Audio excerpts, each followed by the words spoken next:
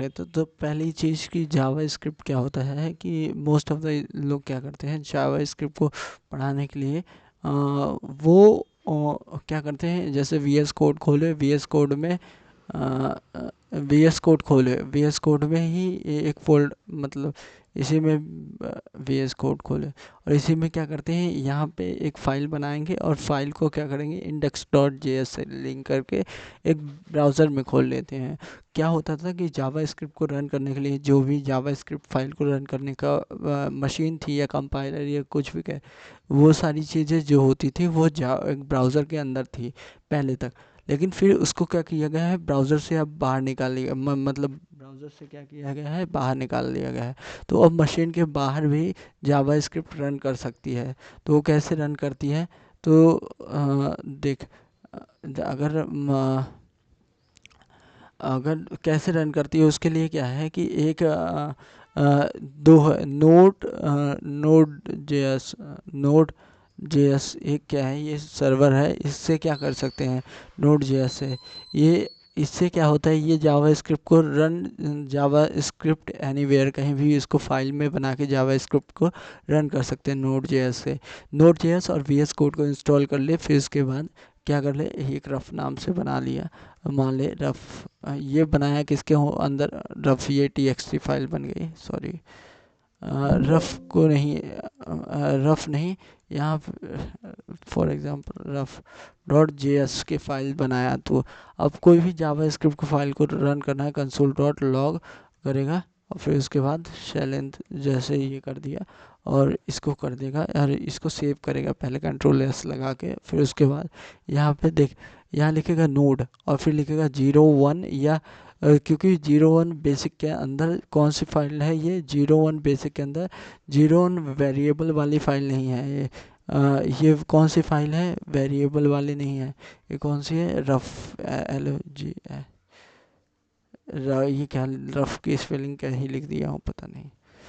इसको क्या करेगा, इसको रन करूँगा, ठीक। अब रन जब करेगा तो यहाँ पे तो ये तो एरर थ्रो कर दिया है, इसको सेव करो, गलत कर दिया हूँ कुछ, देख यहाँ क्या करूँगा, उसको सेव कर लिया, 01 नहीं, क्या लिखूँगा, नोड नोड, फिर उसके बाद 01 किसके, बेसिक के अंदर, बेसिक के अंदर, बेसिक बेसिक के अंदर किस, कौन से है, LOROUGH डॉट जे एस नाम लिखूंगा, तो ये देख शैलेंद्र आ गया, शैलेंद्र की स्पेलिंग भी गलत लिख दिया। तो यही इस तरह से क्या होता है, जावास्क्रिप्ट का कोड रन होता है। वी एस को नोड जेएस इंस्टॉल करने के बाद तू कैसे पता चलेगा कि तेरा नोड इंस्टॉल है कि नहीं है, नोड लिखेगा -v लिखेगा वर्जन, तो ये दे देगा कि कौन सा वर्जन इंस्टॉल है। और इस तरह से एक वे होता है जावास्क्रिप्ट को रन करने का। तो पहले चीज़ समझ गए। दूसरा क्या तरीका होता है, दूसरा तरीका होता है कि गिटहब के थ्रू एक रिपोजिटरी बना, फॉर एग्जांपल मैंने यहाँ बना दी टैम्प, इसको पब्लिक रखा है, it is it is for fun डाल दिया ऐसे, टैम्प और क्रिएट कर दिया, रिप्रेजेंट पब्लिक है ये, और उसके डिस्क्राइब कर दिया, ये बन गया।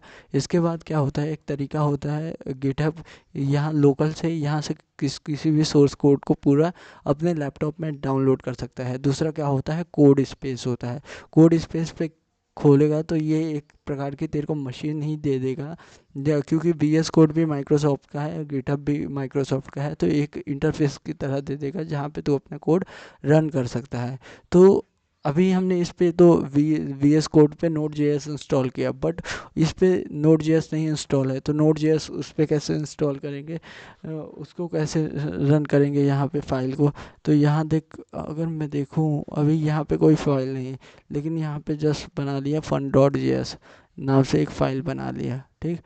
अब बन जा, फन डॉट जे एस के नाम से बन गई, और यहाँ पे कर रहा है कंसोल डॉट लॉग, चल यहाँ पे भी शैलेंद्र डाल दिया, शैलेंद्र डाल दिया, ठीक। ये फाइल सेव हो गई होगी, ठीक। अब पहले बात तो यहाँ नोड -v का टर्मिनल में है, तो यहाँ नोड इंस्टॉल है, नोड इंस्टॉल है क्योंकि मैंने इसमें कुछ चेंजेस किए थे। नोड अगर तू माइनस माइनस नहीं, अब फन डॉट जे एस लिखेगा तो तेरा नाम शैलेंद्र आएगा। इसमें नोड इंस्टॉल है, मैंने पहले ही एक बार ट्राई कर चुका है। तो यूजुअली नोड नहीं इंस्टॉल रहता है, तो कैसे इंस्टॉल करते हैं उसके लिए यहाँ पे क्लिक करना, फिर थ्री डॉट पे, फिर उसके पास जाना है अपने को व्यू पे। फिर व्यू पे जाने के बाद यहाँ कमांड पैटले पैटलिटी, यही इस पे करना है। ये यहाँ लिखना है कंटेनर कंटेनर। तो अगर तुझे कुछ कंटेनर्स ऐड करना है, मतलब मशीन में कुछ कॉन्फ़िगरेशन करानी है, तो ऐड न्यू कंटेनर पे क्लिक करेगा, add dev container configuration file पे क्लिक किया, फिर यहाँ क्या करेगा, यहाँ क्लिक करेगा नोड नोड जे नहीं क्रिएट। देख अब मेरे पास मैंने कॉन्फ़िगर बनाया था, तो क्रिएट न्यू कंटेनर के में क्लिक किया और यहाँ पे क्या कर दूंगा, show all definition, show all definition पे क्लिक कर दूंगा और यहाँ पे क्या कर दूंगा, नोड डॉट जे एस करूँगा और फिर इसमें दिखेगा नोड डॉट जे एस में कि जावा स्क्रिप्ट की बस फाइल चाहिए, मोंगो डीबी की फाइल चाहिए, ऐसे इसको करूँगा। जब इस यहाँ पे क्लिक करूँगा तो डिफ़ॉल्ट वर्जन आएगा और फिर इसको ओके कर दूंगा, तो मेरे लिए सेम एक कंटेनर बन जाएगा जिसमें सारी चीज़ें ये ऑलरेडी इंस्टॉल रहेंगी। तो अभी इसमें किया हूँ और फिर उसको इसीलिए मैं वहाँ पे नहीं कर रहा हूँ दोबारा। अब ये हट जाएगा कैसे, ये चल पता नहीं, रिफ्रेश कर देते हैं। ठीक, इस तरह से ये कंटेनर तू बना सकता है इसके अंदर। और फिर हाँ, फिर नोड जेएस को इंस्टॉल करके ओके पे क्लिक कर देगा था तो इंस्टॉल हो जाता है वो। ठीक, अब ये समझ गया कि नोड जेएस की फाइल को रन कैसे करते हैं। ठीक, अब देखेगा तू यहाँ पे अपने गिटहब पे तूने तो फाइल तो बना ली, लेकिन यहाँ पे तो शो नहीं कर रही एक्चुअल जो फोल्डर था। तो ये फाइल जो फन डॉट जे एस था, ये तेरे गिटहब पेज में कैसे जाएगा। तो उसके लिए क्या होता है कि यहाँ पे दो तीन चीज़ें और बता देता हूँ।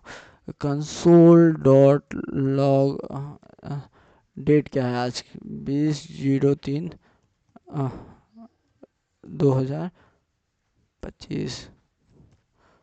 ठीक, ये चीज़ है। सेव किया, फिर इस पे नोट पे गया, यहाँ रन किया।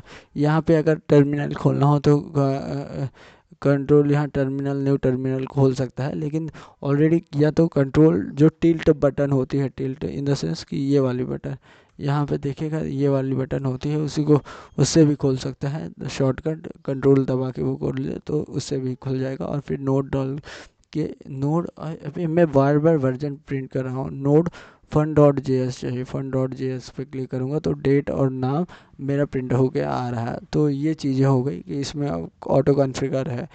लेकिन अभी एक फाइल क्या है, इस पे मेरे गिटहब पेज पे दिख नहीं रही। इसको कैसे, इस फाइल को कैसे उस गिटहब पेज पे डालेंगे, तो इसको कैसे डालेंगे, तो इसके लिए क्या होता है कि देखेगा सेव कैसे करना है फाइल को।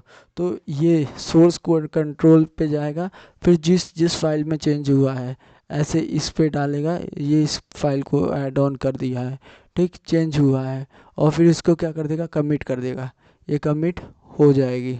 ठीक, कमिट एडिटेड नेट फाइल। ठीक, और फिर क्या करेगा, सोर्स कोड में जाके ये यहाँ पे जाके यहाँ पे पुश है ना, तो इस पे कर देगा न्यू फाइल। हाँ भाई, कमिट ये हो रहा है शायद मेरे हिसाब से। यहाँ पे जाएगा, ये इनिशलाइज हो गया to main temp dot J S. और फिर देखो भला गिटहब में आया, इसको रिफ्रेश करके देखो, वहाँ से कमिट करने के बाद फिर यहाँ फाइनल रेडमी डॉट कमिट हो जाएगा। फिर यहाँ से कर जाके पुश कर देगा व्यू 10, यहाँ से पुश कर देगा तो फाइनली ये क्या हो जाएगा, ये कोड कहाँ आ जाएगा, यहाँ आ जाएगा, गिटहब में आ जाएगा। थोड़ी इशू आ रहे, नहीं हो पा रहा, लेकिन ऐसे ही होता है। तो ठीक, ये एक इन्वायरमेंट दे दिया। लेकिन अब जो तू मशीन चालू किया है तो वो मशीन क्या रहेगी, चालू ही रहेगी हमेशा।